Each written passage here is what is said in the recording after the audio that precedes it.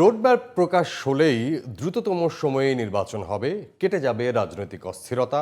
তাহলেই দেশে বিনিয়োগকারীরা আসবে বলে জানিয়েছেন পররাষ্ট্র উপদেষ্টা তৌহিদ হোসেন। সকালে রাজধানীর একটি হোটেলে আয়োজিত এক অনুষ্ঠানে তিনি এসব কথা বলেন। এ সময় বাংলাদেশ ব্যাংকের গভর্নর আহসান এইচ মনসুর বলেন, দুর্নীতি ও অর্থ পাচার বন্ধ হওয়ায় রেমিটেন্স প্রবাহ বেড়েছে। দেশে 4 মাসের রিজার্ভ আছে, আতঙ্কিত হওয়ার কিছু নেই। আরও জানাচ্ছেন শাহরিয়ার বাঁধন।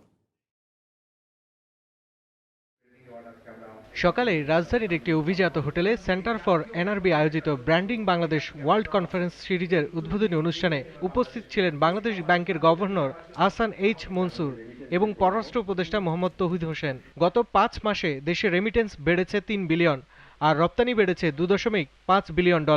দুর্নীতি ও অর্থ পাচার বন্ধ হওয়ায় রেমিটেন্স প্রবাহ বেড়েছে বলে মনে করেন গভর্নর। শিক্ষার্থী কিন্তু এখন আর নাই। এটা ছিল $3-4 বিলিয়ন এই 6 মাসে, অন্যান্য বছর। এই বছর এটা $200 মিলিয়ন নেমে আসছে। এছাড়াও পাচার হওয়া অর্থ ফিরিয়ে আনতে প্রবাসীদের সহযোগিতার পাশাপাশি বিদেশে আইনজীবী নিয়োগ দেবার কথাও জানান গভর্নর।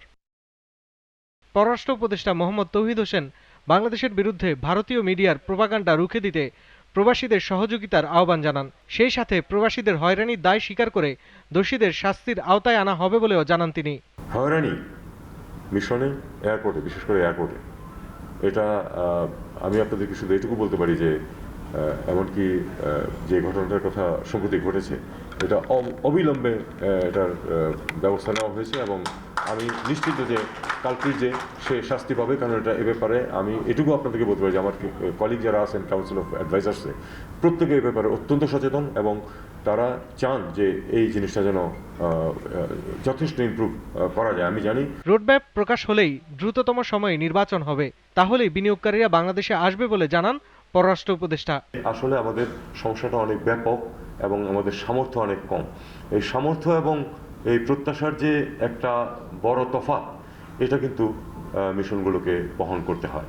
এছাড়া প্রবাসীদের দেশীয় রাজনৈতিক দলাদলিতে লিপ্ত না থেকে বিদেশে বাংলাদেশের ভাবমূর্তি ধরে রাখার আহ্বান জানান পররাষ্ট্র উপদেষ্টা। শাহরিয়ার বাঁধন, জিটিভি নিউজ, ঢাকা।